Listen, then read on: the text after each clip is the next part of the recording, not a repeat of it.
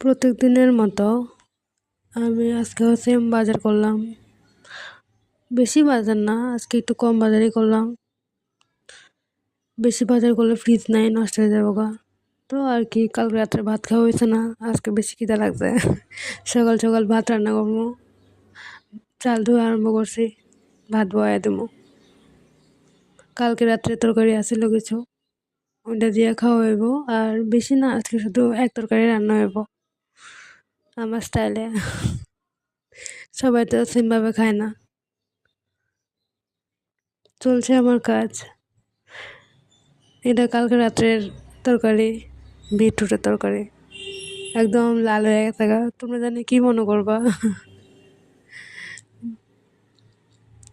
দেখতে লাল হলেও খুব স্বাদ হয়েছে খাইতে।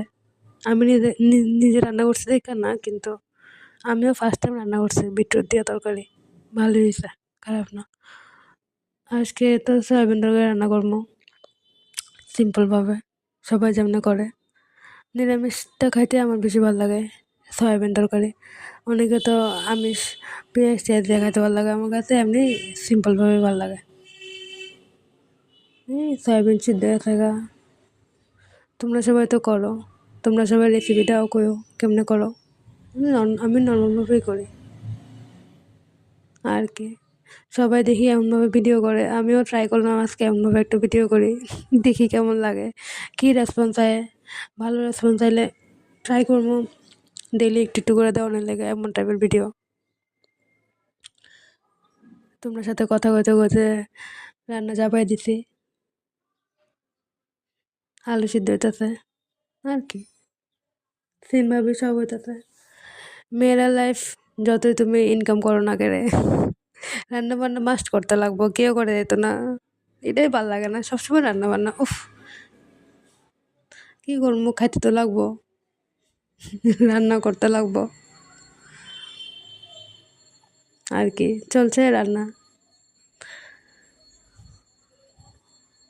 তোমরা সানডে কেমনভাবে যায় করো, কী কী রান্না করো? আমার তো এমনি সিম্পল সিম্পল ঘরের ভাত তরকারি, আর কিচ্ছু না। বাইরের খাওয়ান বেশি একটা চলে না, একটু গ্যাসের প্রবলেম আছে, বেশি খাইতে পারি না। এই কারণে ঘরের তরকারি ভাত, এটাই। সয়াবিন তরকারিও প্রায় হয়ে আছে, যে গন্ধ বাড়িছে সয়াবিন তরকারির, খুব খিদা লাগছে। তরকারি হওয়ার পরে আমিও খাইতে বয়ে গেছি গা। কালকে রাত্রে খাওয়া হয়েছে না।